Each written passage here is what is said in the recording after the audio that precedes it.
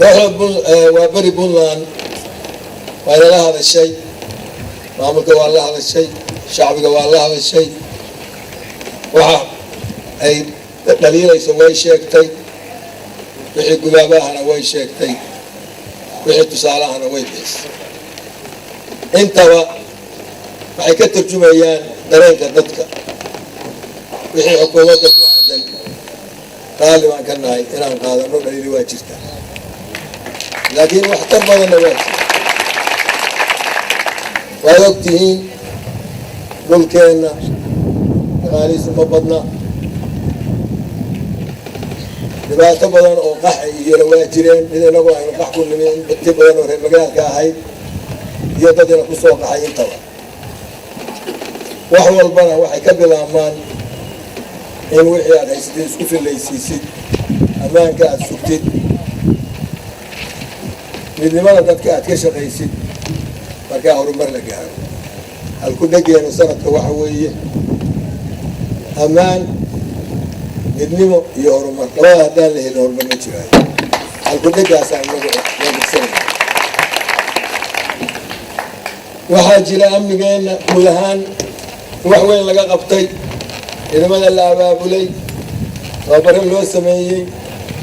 ciidamo cusub la sameeyey oo ciidanka badda oo boliis isaguna ah la sameeyey kii daraawiishta dib loo habeeyey ciidamada la tareen gareeyey ama la tababaray meel kastaba ha lagu tababaray dhulka gudihiisa iyo dibaddaba intaba in dowladdu isu xilqaantay intii tabarteeda inay qalabayso waxay heli karto xooggeena isugu geyso innagoo aad og tihiin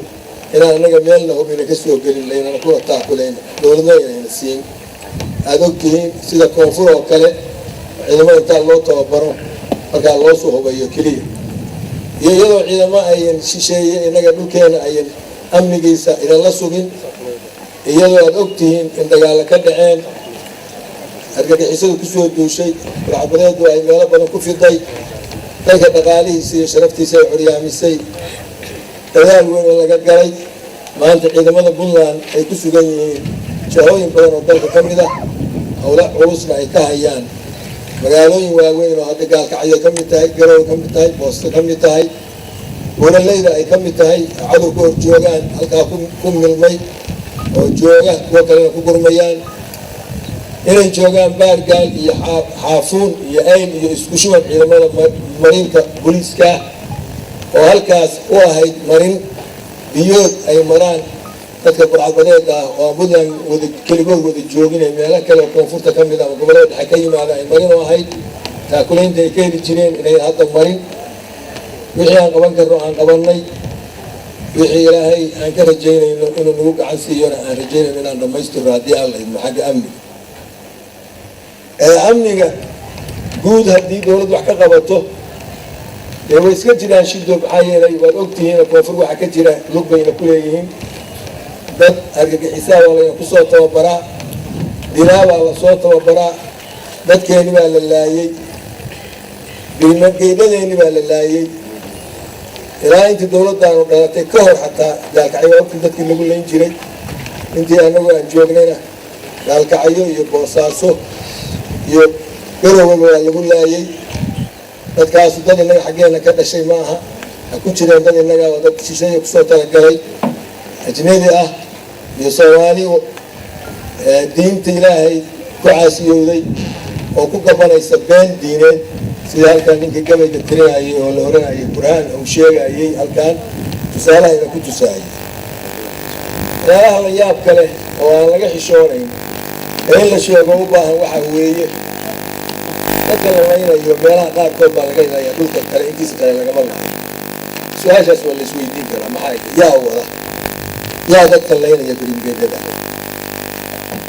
beryihii dowladdii militariga ay jirtay heesaa la tirin jiray iyadoo dowladda laga baqaayo markaa macnaheeda si kale hadda looga soo saaro heesaas anigu heesaan maahay laakiin xun baa kusoo kaca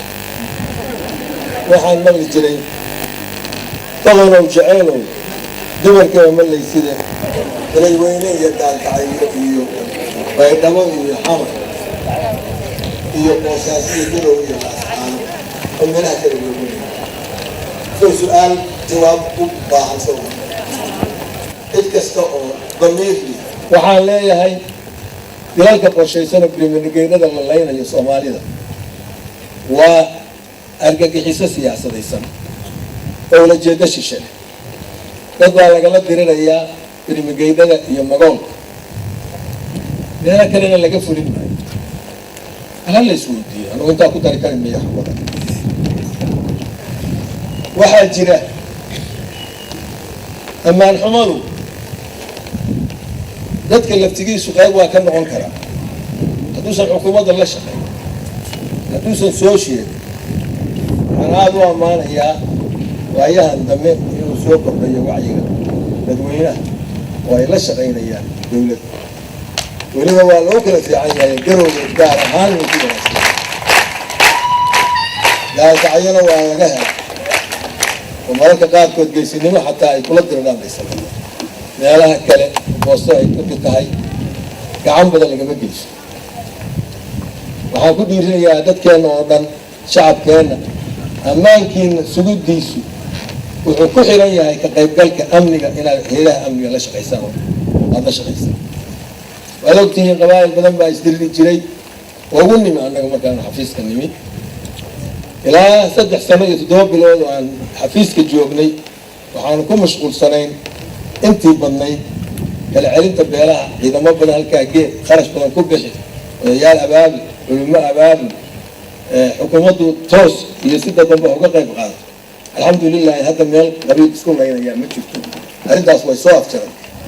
laakiin cadowgu markastuu dabka shidi karaa dadka inuu isku laayo waa in laga fahmiyaada waana inta xiraalaha iyo tusaalaha lagu daraa waa in buraanburada lagu daraa waa in gabayada lagu daraa waa in idaacadu ka hadlaan arrintaas waa lagama maarmaan dadkeena inay kala nabad galaan waa lagama maarmaan qoryo badan baa jira u badan baa la hayaa Birmingham maalin baa la laayaa aan waxba galabsan oo aanan loo laayin qayb weyn bay ka tahay in amniga ay ka shaqeeyaan dadweynuhu weliba beelaha magaaladu waa waxun shiicada halka lagu tilmaamayay ilaahay hayna ka koriyo waxaan u malaynayaa markaan axsaabta furno oo nadaam axsaaba lagu tartamo inay soo yaraanayso korayso baan u malaynaya